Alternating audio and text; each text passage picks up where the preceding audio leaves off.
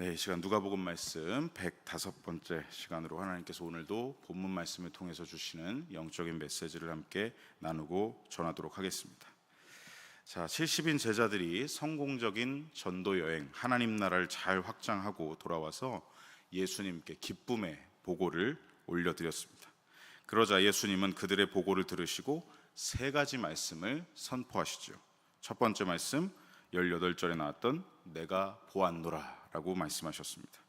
제자들이 각 마을로 가서 주님의 이름으로 복음을 전하자 사탄의 세력이었던 귀신의 영들이 항복하고 떠나가는 것을 보았습니다. 보고 드리니 예수님도 말씀하시죠. 너희들이 그렇게 복음을 전할 때 나도 함께 사탄의 세력이 추락하는 것을, 번개같이 떨어지는 것을 내가 보았다, 함께 보셨다라는 말씀이었습니다. 제자들의 승리를 예수님도 함께 보고 계셨다라는 것이죠. 이 승리는 어떤 승리였느냐? 예수님의 이름을 전하고 예수님의 이름만을 의지하여 복음을 전하고 사역할 때 이루어지는 승리가 바로 이 승리라는 것을 우리가 함께 살펴봤습니다. 우리가 만일 복음을 전하고 사역을 하면서 제자들이 보십시오, 자기 이름을 드러내려고 했다거나 자신들의 능력을 내세웠다면 제자들은 아마 사탄에게 졌을 것입니다. 실패했을 것입니다. 그러나 그들이 온전히 주님의 이름만 의지했기 때문에 승리할 수 있었던 것이고, 그렇게 주님의 이름을 붙잡는 순종을 통해서 사탄의 권세가 나가 떨어지는 것을 예수님도 함께 보셨다라는 말씀인 것이죠. 이어서 예수님의 두 번째 말씀은 무엇이었습니까? 19절에 나오는 내가 너희에게 권능을 주었노라, 이 말씀이었습니다. 예수님이 주신 권능은 무엇이었느냐? 사탄의 세력을 짓밟을 수 있는 권능, 그들의 능력을 제어할 수 있는 권세였습니다. 하나님께서, 아버지께서 예수님께 주신 권세이고 예수님이 제자들에게 주신 권세죠. 이 권세를 받은 자들은 어떻게 되느냐? 사탄이 주는 여러 시련과 여러 상황들을 마주할 때 두려워하지 않게 됩니다. 왜냐하면 이 권세를 받으면요, 내 마음이, 내 속사람이 변하기 때문이죠. 뱀과 전갈이 득실거리는 광야라는 상황은 그대로입니다. 변하지 않았습니다. 그런데 그 광야를 걷는 내가 변했습니다. 내 속사람이 강건해졌습니다. 담대한 믿음의 사람이 되었습니다. 그 뱀과 전갈을 짓밟을 힘을 내 안에 갖게 된 것이죠. 그러니 더 이상 광야를 걸어도 두려워하지 않는 것이죠. 신앙생활은 어떤 삶입니까, 여러분? 주변 상황이 확 변하는 게 아니라 내 속사람이 변하는 게 신앙생활이죠. 내 안에 믿음이 생겨나고 주님을 의지하는 힘을 알게 되고 주님의 이름을 믿는 그 권세가 내 것이 된, 내 안이 변하는 것이 바로 신앙생활입니다. 그러므로 우리가 살아가면서 여러 어려움들이나 시련을 만나고 이럴 때마다 우리는 자꾸 주변 상황을 바꾸게 해달라는 기도를 올려드릴 때가 많은데요, 우리는 사실 그런 기도보다 어떤 기도를 올려드려야 되냐면, 우리가 모든 상황 가운데서 이 상황 속에서 주님의 뜻이 무엇인지를 분별할 수 있게 그 마음을 우리 가운데 주시고 그 능력을 우리에게 주시고 그것을 기도해야 하고요. 그리고 바울 사도가 빌립보서 4장 12절에서 고백했던 것 무엇입니까? 상황이 나쁠 때나 좋을 때나 비천할 때나 풍부할 때나 인생의 모든 상황을 몸으로 내가 직접 부딪혀 살아내면서 인내하면서 믿음의 자리를 지키는 게 중요한 것이고, 그 상황 속에서 우리가 믿음과 순종으로 한 번, 두 번 그 역경을 이겨내면서 바울 사도와 같이 고백할 수 있어야 되는 것이죠. 승리하는 일체의 비결을 배워가는 것이 중요한 것입니다. 아우, 나 왜 이런 상황을 주셨어요 하면서 제발 좀 이 상황을 좋게 바꿔주세요, 형통하게 해주세요, 이 기도보다는 우리가 이러한 기도로 성숙하게, 더욱더 그리스도인답게 상황과 모든 이런 시련 속에서 주님의 뜻을 알아가게, 그리고 내가 이 상황 속에서 인내하면서 승리하는 비결을 배워갈 수 있도록 훈련되는 것이 더욱 중요하다는 것입니다. 주님이 믿는 자들에게 주신 권능은, 그 권세를 받은 우리가요, 머리로만 가지고 있으면 절대로 이길 수가 없습니다. 주님이 주신 권능은 삶의 현장 속에서 어떤 상황에서도, 비천할 때도 풍부할 때도, 이것을 우리가 믿음과 순종으로 권세를 사용하면서 살아갈 때 하나님의 일하심을 보게 되는 것이고 능력을 체험하게 되는 것이고, 이 모든 것을 내 이름으로 아니라 주님의 이름으로 할 수 있었다. 주님이 하셨다라는 간증을 고백할 수 있게 되는 것입니다.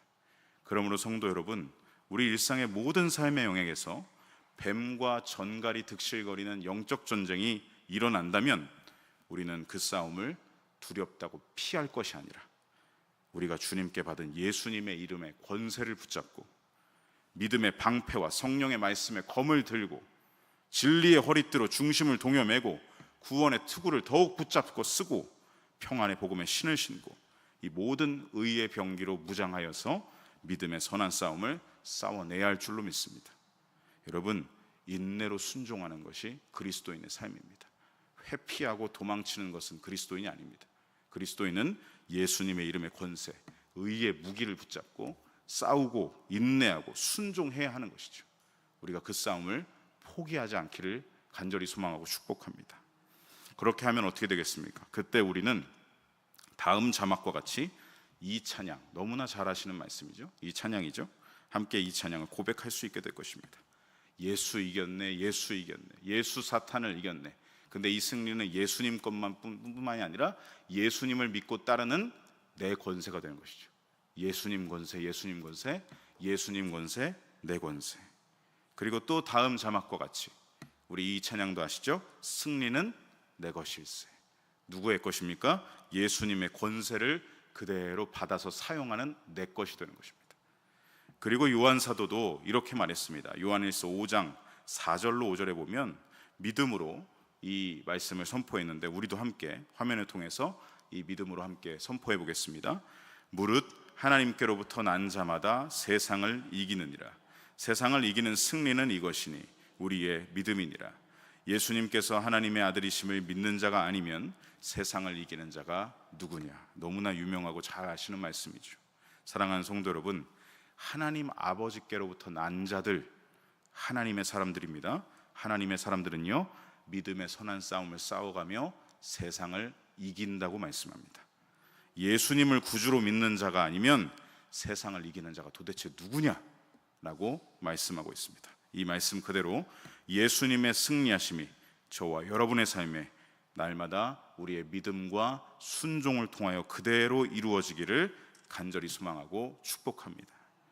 이어지는 오늘 본문 말씀 속에서 예수님은 제자들에게 세 번째 말씀을 선포하십니다. 우리 그 세 번째 말씀을 함께 살펴보겠습니다.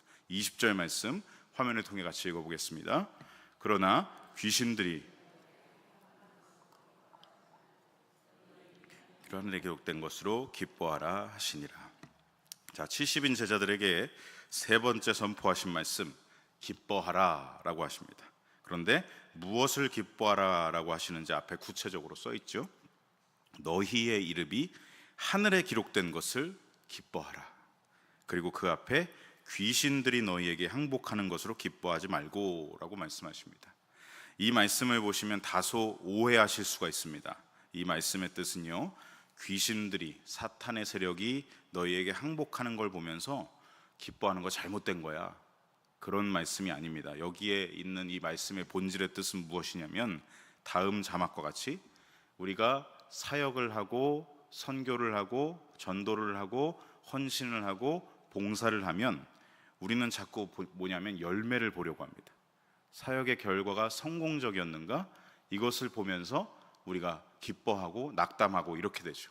그런데 예수님은 그걸 하지 말고 이미 너희의 존재가, 너는 이미 하나님께 속한 존재가 되었다, 신앙의 본질을 기뻐하라 라는 말씀인 것이죠. 겉으로 드러나는 어떤 성공과 실패의 유무 때문에 기뻐하지 말고 너의 존재가 이미 변화됐다는 것을 기뻐하라 라고 말씀하고 계신 것입니다. 신앙의 본질이 무엇인지, 무엇이 먼저인지를 잊지 말라는 예수님의 당부의 말씀이죠.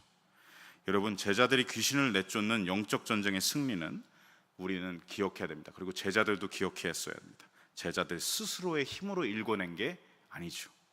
그 승리는 그들이 하나님께 속한, 구원을 받아서 그 이름이 하늘에 기록된 하나님의 사람이 되었기 때문에 순종을 통하여 승리할 수가 있었던 것입니다.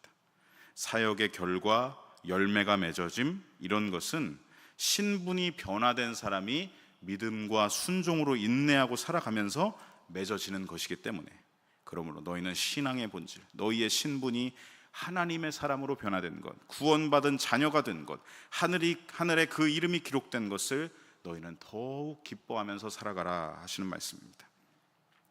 우리가 신앙의 본질과 열매가 서로 뒤바뀌는 주객전도가 되어서는 안 된다라는 말씀인 것이죠. 당부를 하고 계십니다. 사실 여러분, 우리가 살아가면서 이제 신앙생활을 하고 사역을 하고 선교를 감당하고 전도를 감당하고 헌신하고 봉사할 때 우리가 자꾸 넘어지는 것 중에 하나가, 자꾸 뒤바뀌는 것 중에 하나가 바로 이것입니다. 사역의 결과, 헌신의 열매에 너무나 치중하고 집중할 때가 많다는 것이죠. 그러다 보면 문제가 무엇이냐면, 문제가 어떤 문제가 발생하냐면, 이 사역과 이 선교와 이 전도와 헌신과 봉사를 내가 왜 하고 있지? 라는 걸 자꾸 잊어버립니다. 자꾸 잃어버립니다. 본질을 흐리게 된다는 거죠. 여러분, 다음 자막과 같이요, 여러분, 우리가 왜 사역을 하고 왜 선교를 하고 왜 전도를 하고 헌신을 하고 봉사를 합니까? 이유는 하나뿐입니다. 주님이 나를 구원하셨기 때문에 기쁨으로 하는 것이고, 나를 자녀 삼아 주셨기 때문에 기쁨으로 하는 것이고, 아무것도 하지 못하던 오직 사탄의 권세 아래서 종로로 타던 나를 구원하고 해방하셔서 이제는 나를 하나님 나라의 일꾼으로, 세상을 향해 나아가는 사도로 나를 부르셨기 때문에 기쁨으로 하는 것이죠. 하나님 나라와 뜻을 확장하는데 나를 불러주셨기 때문에, 정말 무익한 종이었던 나를 하나님의 나라를 위해서 쓰시기 때문에 기쁨으로 내어드리는 것입니다. 여러분, 그런데 이렇게 신앙의 본질에서 오는 기쁨보다 다음 자막과 같이 주객전도가 돼서 사역을 위해, 사역을 통해 맺어내는 열매, 사역의 성공 여부에만 우리가 관심을 기울이고 그것에만 치중하고 집중하다 보면 어떻게 되겠습니까? 다음 자막과 같이 계속해서 열매 지향적으로 나아가면서 가시적인 어떤 성과가 눈에 드러나야, 뭔가가 좀 잘 맺어져야 거기서만 자꾸 만족을 얻게 되죠. 그러면 반대로 생각해 보십시오. 열매가 안 맺어지면 어떻게 할 겁니까?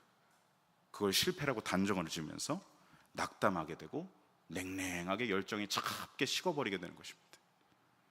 여러분, 이 시점에서 여러분께 다음 자막과 같이 질문을 드려봅니다. 예수님의 십자가 죽으심은 실패입니까? 성공입니까? 여러분, 당시에 예수님의 십자가 죽으심이 일어난 직후를 한번 생각해 보시면, 지금으로 봤을 때는 예수님의 십자가 죽으심은 성공이었죠. 그런데 그 당시를 한번 생각해 보십시오. 예수님의 십자가 사역의 성공 여부는 바로 나타나지 않았습니다. 예수님이 십자가에 달려 죽으실 때 12제자들 어디 갔습니까? 사도 요한만 그 현장에 있었지 나머지 다 도망가고 뿔뿔이 흩어졌습니다. 그 당시 제자들이 십자가 죽으심 앞에서 느꼈던 것이 무엇이었냐? 예수님 실패했다. 예수님 실패했다. 예수님 그냥 이렇게 죽으시면 어떡하냐? 우리는 이제 어떡하냐? 두려움과 패배의식으로 제자들은 가득했죠. 그래서 베드로, 야고보, 요한이 어디로 갑니까? 다시 업으로 돌아간 겁니다. 예수님 실패했어. 우린 그냥 다시 돌아가야 돼. 예수님의 십자가 죽으심을 통해 당장은 어떤 것을 느꼈느냐? 인간적인 눈으로 보는 가시적 성과, 가시적 열매는 어디에도 없었습니다. 그저 실패만 보였습니다. 그런데 3일 후 제자들의 그 인본주의적인 생각, 실패했다는 생각을 완전히 사라지게 만들었죠. 예수님이 부활하심으로 말미암아 그 실패와 두려움이 사라졌습니다. 그리고 예수님이 부활 승천하시고 나서 오순절 사도행전에서 성령님의 임재와 함께 수많은 복음의 열매들이 맺어지기 시작합니다. 복음이 점점 확장하는 역사를 사도행전에서 보게 되죠. 하나님 나라의 열매는 하나님이 맺어내시는 것이고, 그때는 우리가 인간적인 눈으로 실패했어, 당장은 그렇게 보일지라도 그게 실패가 아니라 미랄이 될 수도 있는 것이고, 그 성공 여부는 하나님이 아시는 것입니다. 우리가 판단할 문제가 아니라는 것이죠. 여러분, 바울 사도도 보면 어떻습니까? 바울 사도, 그가 1차 전도여행을 갔을 때 루스드라라는 곳에서 복음을 전하다가 유대 율법주의자들이 바울을 쫓아와서 그에게 돌을 던져댔습니다. 선동질을 하면서 저거 이단이라고 바울에게 막 돌을 던지라고 시켜댔죠. 결국 어떻게 됩니까? 수없이 돌에 맞아서 바울 사도가 피떡이 되어가지고 실신을 해버립니다. 눈에 보기엔 어떻습니까? 바울 사도 끝났다. 이렇게 복음 전도는 끝나는구나, 실패하는구나, 여기서 끝이구나. 그런데 여러분, 다 끝난 것처럼 보였던 그 루스드라 선교에서 여러분 누가 열매 맺어지는지 아십니까? 바울의 평생의 동역자, 믿음의 아들 디모데가 거기서 열매를 맺습니다. 피떡이 돼서 실신했던 바울이 하나님의 은혜로 또 동역자들이 같이 기도하는 가운데 벌떡 일어납니다. 그러더니 바울이 어떻게 하냐면 그 피떡이 된 몸을 가지고 루스드라로 다시 들어갑니다. 죽을 뻔했던 곳이거든요. 거기 또 그 대적자들이 있을지 모르거든요. 또 이단으로 몰려서 돌에 맞을지도 모르는데 루스드라 성 안으로 피를 그렇게 철철 흘리면서 들어갑니다. 아직 들어가면 안 된다고, 몸이 더 회복돼야 된다고 만류를 해도 들어갑니다. 왜 들어갔겠습니까? 아직 루스드라에 복음을 전하지 못했다. 그 마음을 가지고 거기 들어갔습니다. 그렇게 바울이 처절한 인내 가운데 죽음의 위협을 이겨내면서 복음을 전하자 거기서 그 모습을 다 지켜보고 있었던 한 사람이 바로 디모데였죠. 복음이 도대체 뭘까? 도대체 저 바울 사도는 뭐 때문에 저럴까? 그리고 그 자리에서 디모데는 복음을 받아 믿음으로 하나님의 자녀가 됩니다. 그리고 훗날 2차 전도 여행 때 바울이 루스드라를 다시 방문하죠. 그때 디모데가 나도 같이 하나님 나라의 동역자로 당신을 따라 나가겠습니다. 그때부터 선교의 동역자가 된 것입니다. 여러분, 바울이 또 훗날 어떤 일이 일어났습니까? 바울이 아시아 지역에 복음을 전하겠다는 계획을 가지고 지금의 튀르키예 북서부 지역이죠. 그 지역의 선교를 위해서 계속해서 나아가는데 말씀해 보면 계속해서 그때마다 막혔다, 나아갈 수가 없었다, 전도의 열매가 맺어지지 않았다, 이렇게 고백을 합니다. 바울의 계획은 아시아 복음 전도였는데 번번이 눈에 보이는 성과는 실패였던 것이죠. 그 실패 속에서 바울이 드디어 하나님께 기도를 합니다. 그리고 하나님이 환상으로 바울에게 하나님의 계획을 보여주시죠. 마게도냐 사람 한 사람이 환상으로 나타나서 바울에게 말합니다. 건너와서, 바다를 건너와서 이 유럽으로 건너와서 우리를 도와라, 우리를 도우라. 그 하나님의 계획을 따라서 바울의 유럽 선교가 시작이 되게 됩니다. 여러분, 이 역사가 얼마나 중요한 역사냐면 이 마게도냐로 넘어간 한 번의 발걸음을 통해서 훗날 로마 제국 전체가 복음화되는 그 발판이 된 것이죠. 바울의 계획은 실패했습니다. 계속 번번이 눈에 보이는 성과는 실패뿐이었습니다. 그런데 하나님은 그것을 실패로 여기지 않으시고 하나님의 계획을 보이시고 하나님의 놀라운 섭리를 보여주시죠. 여러분, 이 모든 역사를 보면서 이 성경에 나오는 역사들, 이런 것들을 보면서 우리는 당장 눈에 보이는 가시적인 성과, 사역의 열매가 얼마나 맺어졌느냐, 성공했냐 실패했냐, 그것은 사람인 우리가 판단할 문제가 아니라는 것을 깨닫게 됩니다. 바울이 고린도전서 3장 6절로 7절에 이러한 고백을 했습니다. 우리 화면을 통해서 같이 읽어보겠습니다.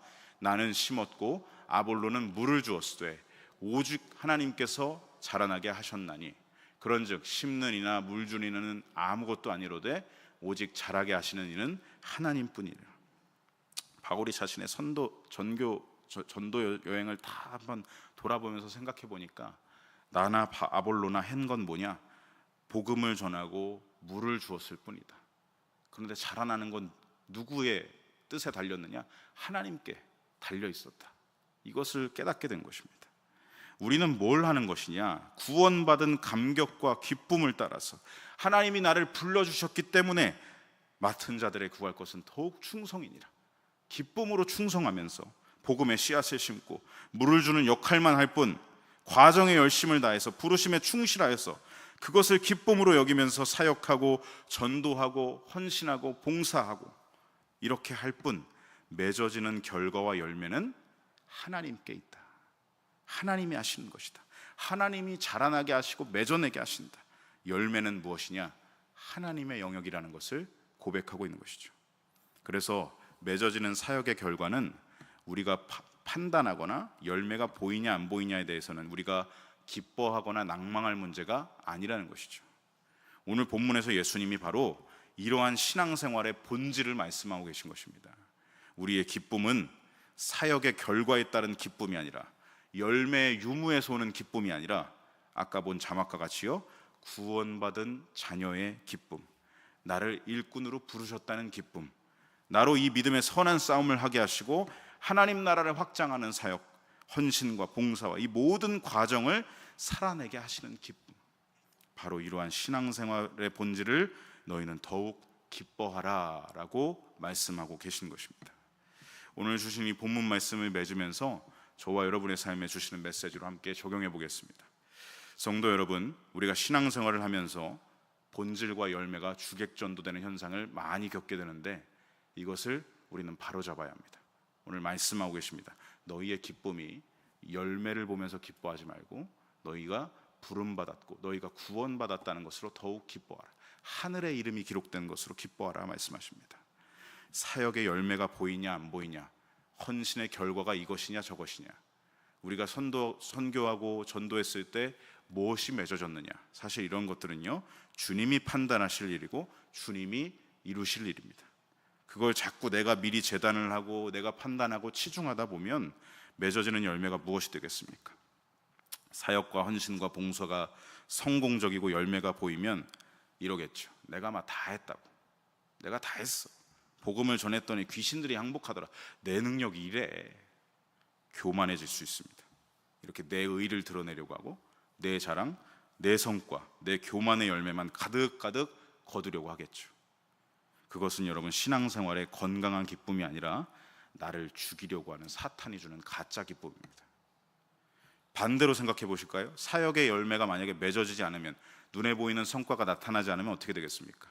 자꾸 나는 실패했다, 나는 이렇게 아무짝에도 쓸모가 없구나, 나는 정말 능력이 없구나, 낙담하고 좌절 속에서 점점점 자존감이 무너져 내릴 것입니다. 그러면 사탄이 우리 마음에 속삭이겠죠. 너 정말 쓰잘데기 없는 사람이구나, 너 정말 너의 봉사와 헌신은 아무짝에도 쓸모가 없구나, 야 하나님이 널 기뻐하시겠니? 우리 귀에, 우리 마음에 이렇게 속삭일 것입니다. 그렇게 나는 무능력하다는 좌절 속에서 열정도 사라지고 사역하고 봉사하고 헌신하는 모든 과정 가운데 기쁨도 느끼지 못하고 즐거움도 누리지 못하고, 그렇게 점점 더 믿음을 잃어가게 되겠죠.